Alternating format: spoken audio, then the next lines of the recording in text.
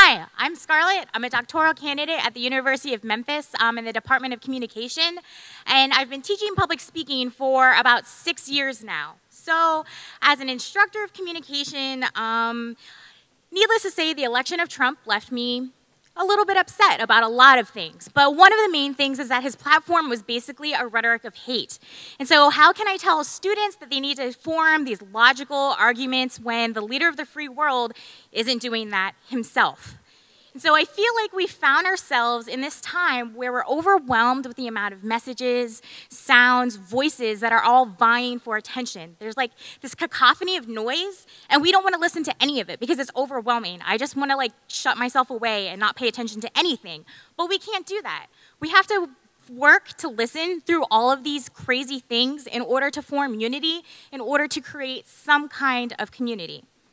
And so Miss Angela Davis, who is a very smart woman, she's been there, done that, we need to listen to her, said that resistance can start in the classroom. And I feel like when we think of resistance, we think of all of these voices shouting all of these ideas, and that's overwhelming, right?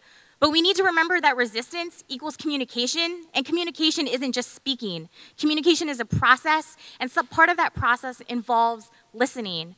So we have to be willing to listen to one another and hear what each other are saying. So this all ties together in some way, and Bell Hooks, in her book, Teaching Community, wrote a lot of profound and prolific things.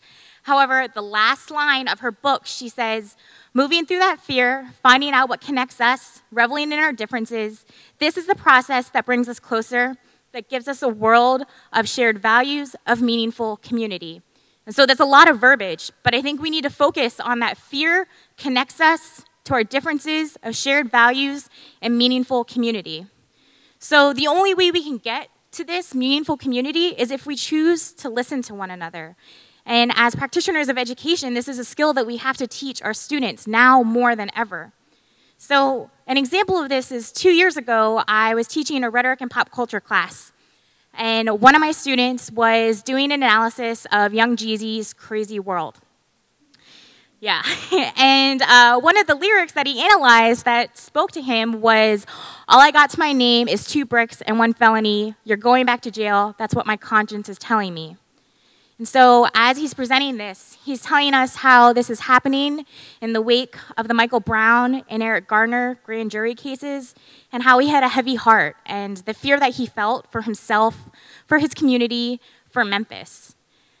He proceeded to tell us how he had just previously been pulled over by a police officer and the amount of terror that he felt in that moment, to the point where he called his mom and put her on speakerphone, quote, just in case anything happened.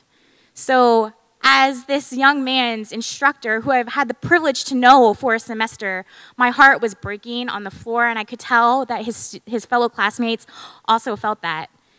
He shared his fear, which connected to us in our fear, and more than likely, there was a lot of discomfort in the classroom because that feeling of like the pit in your stomach dropping because you're that scared isn't something that I think that most of his classmates experienced.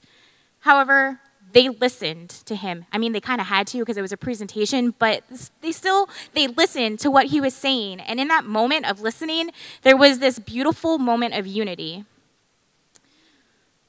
So the only way that we could get to that unity is if we listen through our fear, if we listen through our anxieties, if we listen through the discomfort.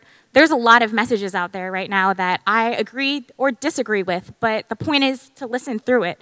It's only through those moments of embracing that discomfort that we're going to be able to work through them to create some kind of community. And so this, again, ties to education because as people who are passionate about education, as practitioners of education, we have to emulate what we're preaching. We have to take time to listen and listen to our students. Trust me, I know. I don't always want to listen to my students complain about deadlines or homework or everything that they have going on in their lives, but we have to really work to try to do that.